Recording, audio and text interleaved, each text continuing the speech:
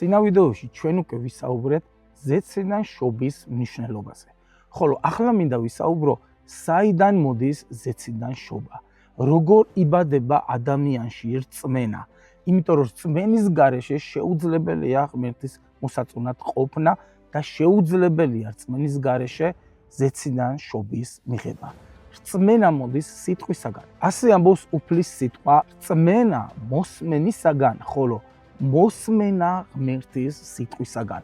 სხვა ადგილზე პავლე მოციქული ამბობს, როგორ მოისმინონ თუ წარგზავნილები არ იქნებიან, ხოლო წარგზავნილები არიან თითოეული ის ადამიანი, ვინც ღმერთის სიტყვას ქადაგებს. შენ გჭირდება დაჯერება იმისა, რომ ღმერთი რეალურია, რომ მისი სიტყვა არის უთხოვარი და რასაც ღმერთი ამბობს, ეს აუცილებლად ახდება არა მხოლოდ მომავალში, არამედ პირადად შენს ცხოვრებაში.